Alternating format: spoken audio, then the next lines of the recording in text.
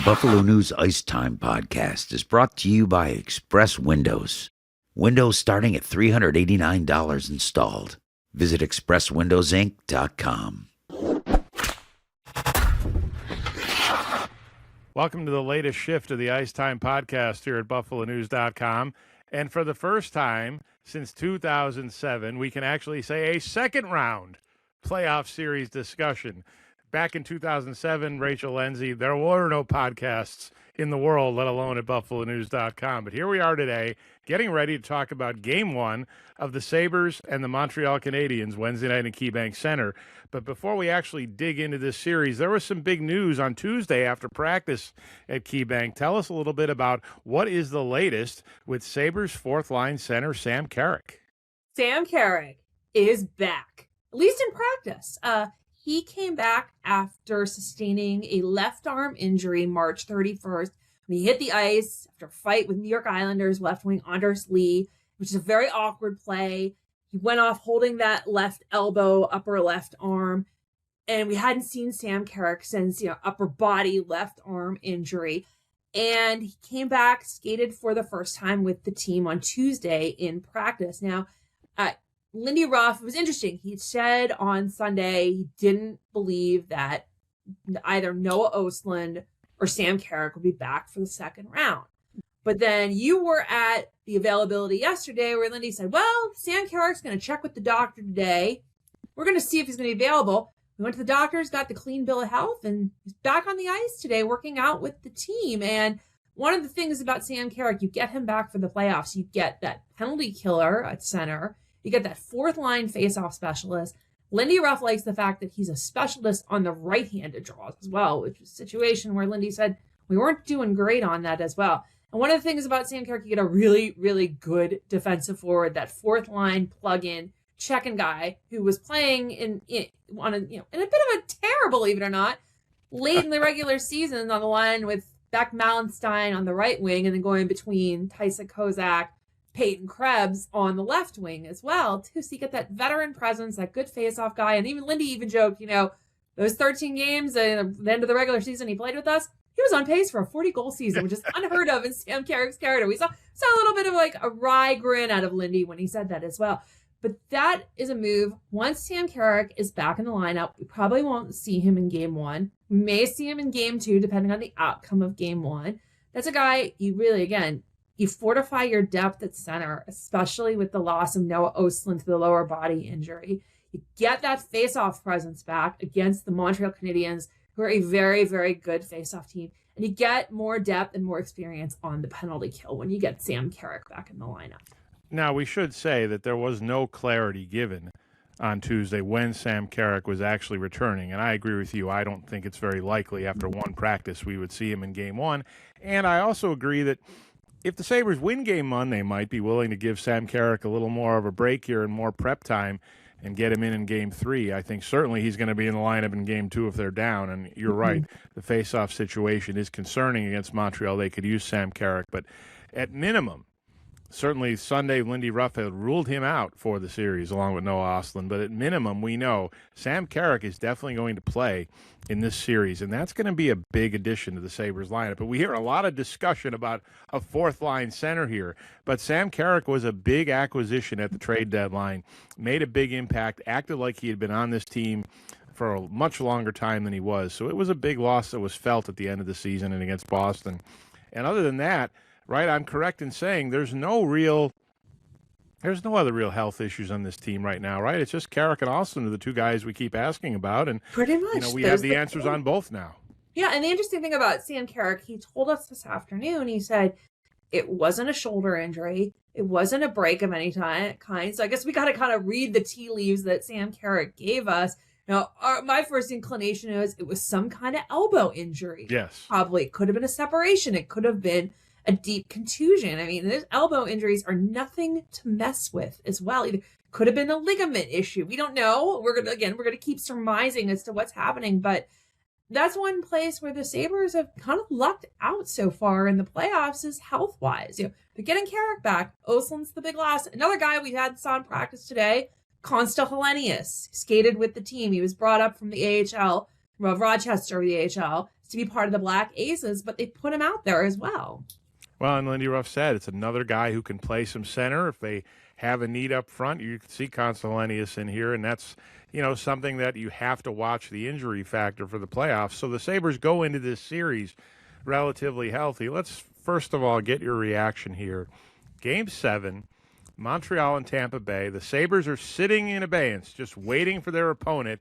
And we see what realistically goes down as one of the more bizarre Game 7s in NHL history, with the Montreal Canadiens pulling out a 2-1 win, despite getting only 9 shots on goal. 9 shots on goal. 9 shots, Ferris. And 9 shots. 3 in the last 2 periods. If you're the Tampa Bay Lightning, how do you sit all summer on that game? Well, the other thing that jumped out to me, and I think it was Sportsnet that maybe tweeted this out, that said, the Montreal Canadiens did not put a shot on goal in the second period. It was the first time ever in the vaunted history of the Montreal Canadiens, the New York Yankees of the NHL, that they had never put a shot on goal in one period in the playoffs. I mean, poor Jean Beliveau's just got to be like crying in his beer at this point. Like, what is this team? What, Calvert is astounded. What has happened to my team? Blah, blah, blah.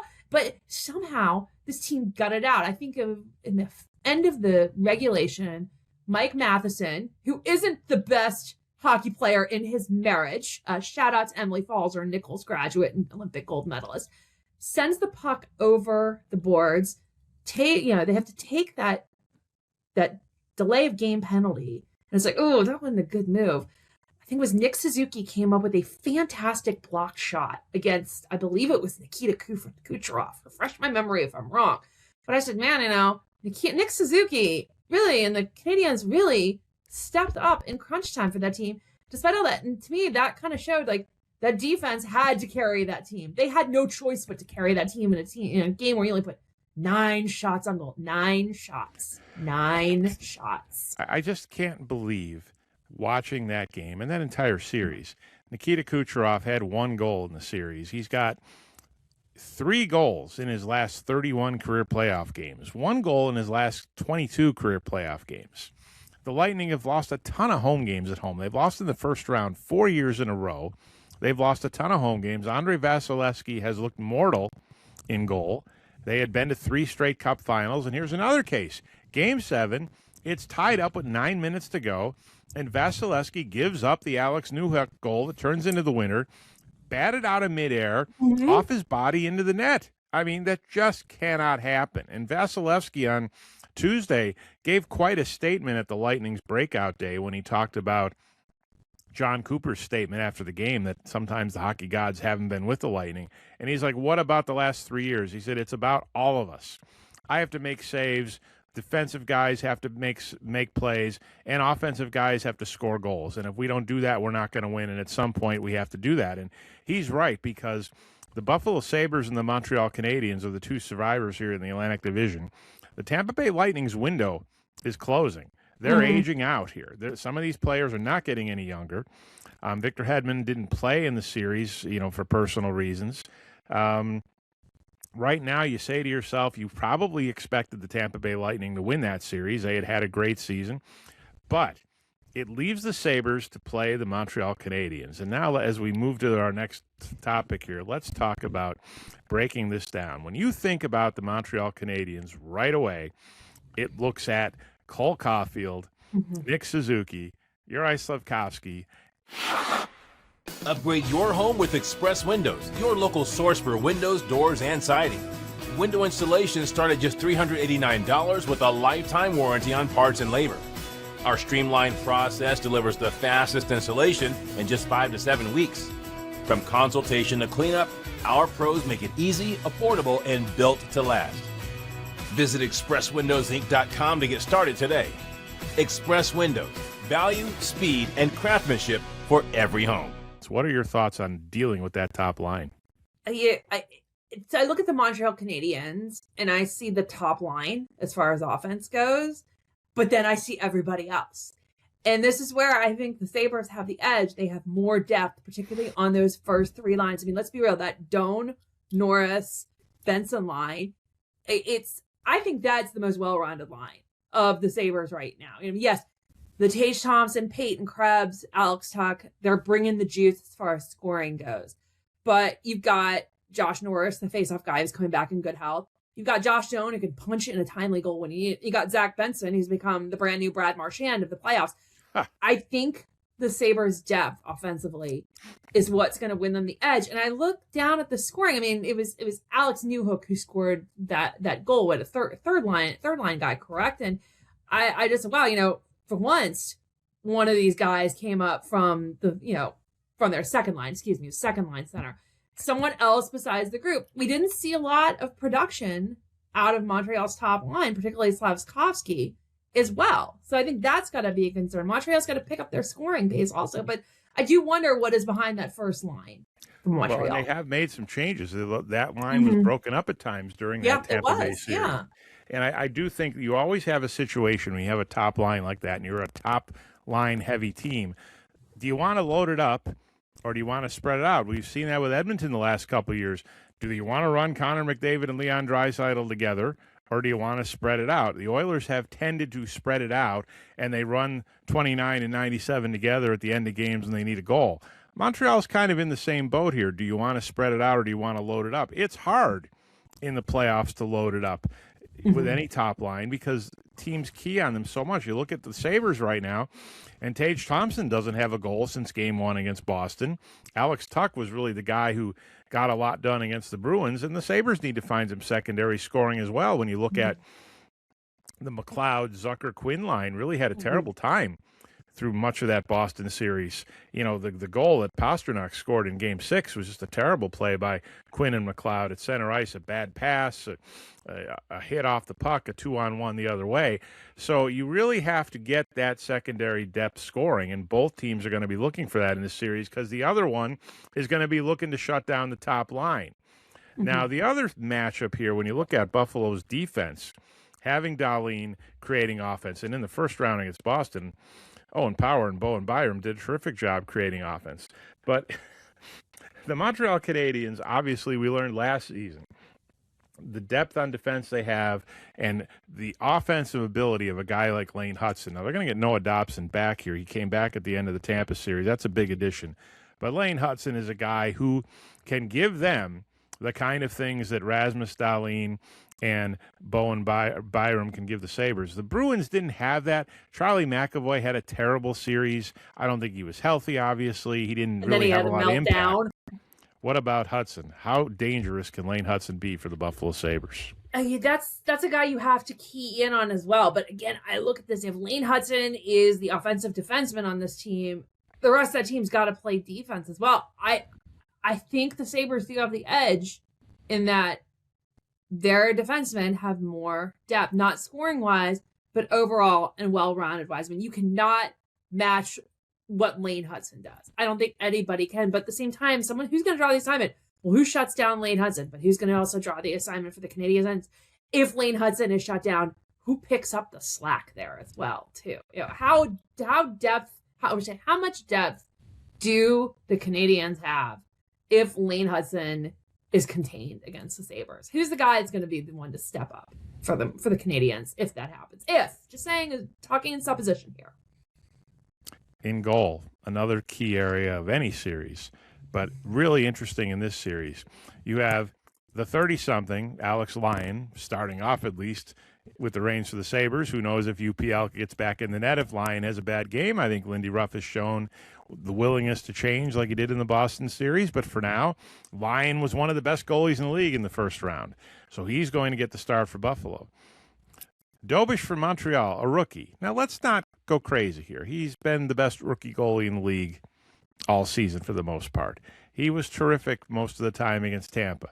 But I'm willing to say to you, let's watch the Ken Dryden and the Patrick Waugh and even the modern-day Carey Price comparisons here.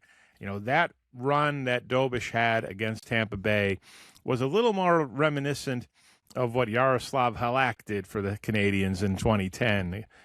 I'm not going to be selling Ken Dryden for Jakub Dobes just yet. Now, he can prove me wrong. He can win another series. We could all say, boy, it looks like another great Canadiens rookie goalie run.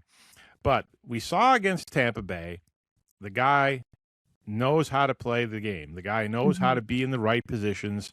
The only goal the Lightning scored in Game 7 was a tip, and really Mike Matheson caused the problem there with a screen. Lindy Ruff talks, you've heard it nonstop all season, about traffic. Pucks to the net, traffic in front. Realistically, how basic is this going to be for the Sabres against Dobes? Just creating chaos in front of him. There's not going to be a lot of pretty plays here. I mean, what do you think about Lyon and Dobes in the goaltending matchup? Okay, I'm going to start with Dobes and the incident, the meaning of the traffic thing. I like that. I am a big fan of guys who can screen the goalie, whether it's one guy. I think back to Patrick Hornquist when he played for the Penguins. I think back to Tim Kerr when he played for the Philadelphia Flyers way back when. This is where you need a guy like Jason Zucker to come in and be that buzz around the net to distract Dobes a little bit and really feed off from there.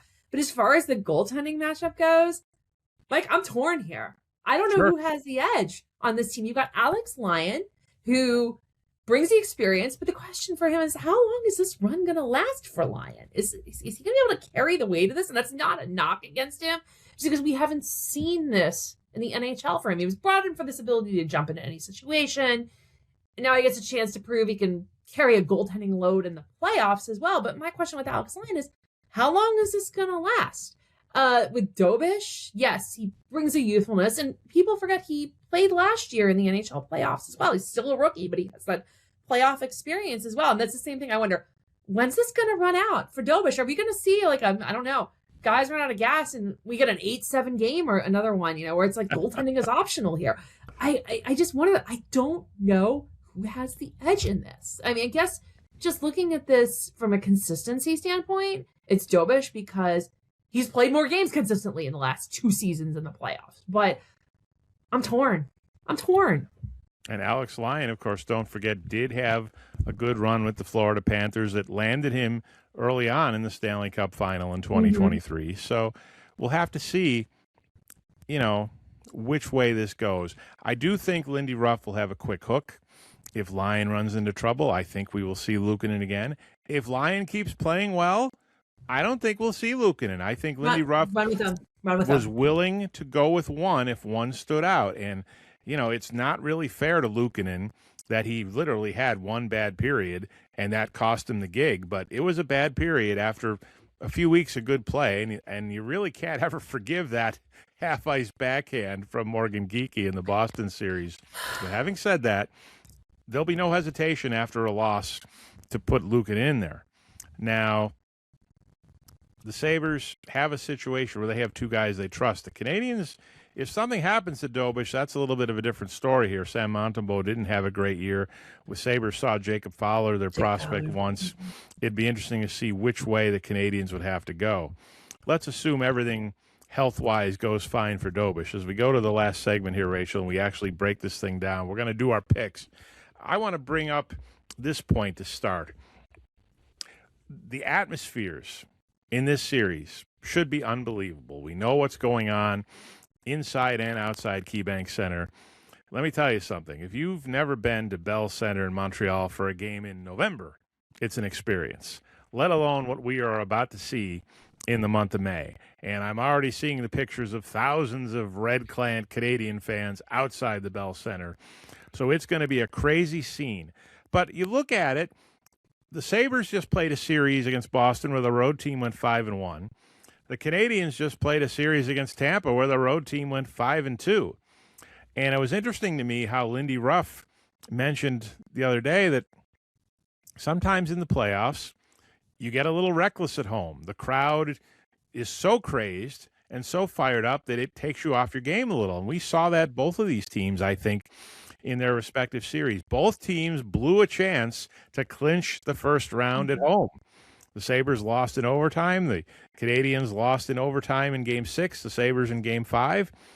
So I'm really thinking the home ice advantage here hasn't proven to be that big an advantage so far, and these teams are able to survive. Tell me a little bit. You had your experience this year in the media aspect for the first time at the Bell Center. What in the world do you think this is going to be like in the Bell Center in the playoffs? I expect absolute pandemonium at the Bell Center. Okay, I forgot who I was talking. Maybe it was you. Maybe it was Kevin Paul DuPont from Boston, or maybe it was another writer. I was talking about my two experiences. I think the two best atmospheres I've been in this season for hockey: Madison Square Garden when the Rangers and Sabres played, because it was like a nightclub. They had the bumping music, the crazy lights. You're in the rafters. You can't hear yourself think. Henrik Lundqvist walks by and he's dressed to the nines. I felt like a nightclub. And someone said, well, if you think Madison Square Garden is like a nightclub, you might as well equate the Bell Center to a cathedral. I've been to the original Forum. I was not there for a game. I shouldn't say the original, the Forum before the house before the Bell Center. And I remember it was the summer of 1990. I took a tour of it and I said, oh my God, this is hallowed ground. I would have loved to have seen a game there. But even in my experiences in regular season games, I covered the game in October and one of the games in January in Montreal. I couldn't hear myself think. I mean, I remember walking in and picking up my credential, and the guy behind the security desk says to me, welcome to the Mecca of hockey. And I was like, they take this thing seriously. Yes, they do. I love it. I mean, I love the passion of that fan base. I love the energy of the Bell Center. I love the fact even when the players walk onto the ice, the walkout song is Fix You by Coldplay. Mike, you might not know that one, but the crowd gets so loud, you can't hear it play. And that energy and that volume carries through the course of 16 minutes. And the other fun thing in January, there was a mascot party. So Youppi hosted all of his furry friends, which is, and there was, and Chelsea Green from WWE was there. So things just got crazier. And I said, oh my God, if it's like this in January, what's it going to be like in April? And think about it, Mike. Sunday night, they had a watch party at the Bell Center. The place was packed. The place was loud. And I said, imagine if there were two teams on the ice playing a Game 7. The place, it's when you need the old decibel counter from Cap Center in Landover, just to know how loud it is. Well, I'm down with Youppi in the world of mascots. And it is noteworthy. You just mentioned the Sabres announced they are having a watch party in KeyBank Center for Game 6 of this series. That's something for people to look for as well. All right. So you get to be on the spot first. Sabres versus Canadiens. Who are you picking? How many games? Sabres in 5. I like the depth at forward. If Sam Carrick comes back again, he's going to give them such a boost on faceoffs against a faceoff team. I want to see Jason Zucker create traffic and be a buzzsaw around the net. Doesn't have to score goals, but he's got to distract Jakub Dobes from his game. I like the depth of the defense. My only question mark is the goaltending, just because I don't know which way to go on this. Sabres in 5. I like the Sabres as well. The bottom line here, to me, in this series is much the same as it was against the Boston Bruins. The Sabres are better. They are the better team. They are the Atlantic Division champions. Now, they have had trouble the last couple of years against the Montreal Canadiens. It is a tough team for them to defend, and I certainly have concern about Cole Caulfield going crazy against the Buffalo Sabres like he can. The Sabres as a whole just really found their stride, I thought, against the Bruins. They didn't play real well in Game 5, but they were terrific in the 3 road games. I think even Lindy said the other day, we have to improve our home game. And I think he's talked to them about just being yourselves and not being reckless. He used the word reckless, I think, intentionally, because I think that's what he saw during the games in KeyBank Center against Boston. I do think this is going to be a little bit longer. I do think it's a 6-game series. It could be 7. In general, I think the Sabres need to avoid Game 7 anyway. They've only won one Game 7 in their history back in 1997 against Ottawa, but I like the Sabres in 6. You like the Sabres in 5. I really think we've been in these playoffs on a collision course. What did we celebrate this year? The 20th anniversary of 2006. I think we've been on a collision course of a Buffalo-Carolina East final, and I think that's where we're going. I saw a very interesting piece of trivia circling around on social media. You know, we've got three of the 4 teams that are left in the Eastern Conference with Adams division roots. We've got the Buffalo Sabres, the Montreal Canadiens, and the Carolina Hurricanes. Let's be real, they'll always be the Hartford Whalers. And if you want to count a 4th team with Adams division roots, the Colorado Avalanche, formerly known as the Quebec Nordiques. So there's still a chance for that all Adams division Stanley Cup final. I'm afraid I may have jinxed it by saying it. Yeah. But Now, I had not, to be perfectly honest with you, I had obviously thought of the Carolina-Hartford connection. It just hit me right now, what you were saying about Colorado being the Quebec Nordiques. So, yeah, That's pretty unbelievable. If you're looking for the hockey gods and some karma here, maybe the Adams Division karma can carry the Sabres onward. But the Adams Division gods are smiling down on the playoffs right now. Somewhere Michel Goulet is smiling. So we're going to have all the coverage online at buffalonews.com and in the Buffalo News. Rachel and I will both be in Montreal for all the craziness there. And who knows if we're going to continue Adams Division coverage with the Hartford Whalers and maybe at some point the Quebec Nordiques here as the Sabres move on in the playoffs. But stay with us for everything here at buffalonews.com. For Sabres beat reporter Rachel Lenzi, this is news sports columnist Mike Harrington. The series starts Wednesday night. Follow all the coverage. Thanks for watching and listening. Happy playoffs. Express Windows is a best of 716 favorite for window and door installation. They also offer discounts for military personnel and seniors. Learn more at expresswindowsinc.com. Express Windows. Fast, easy, affordable.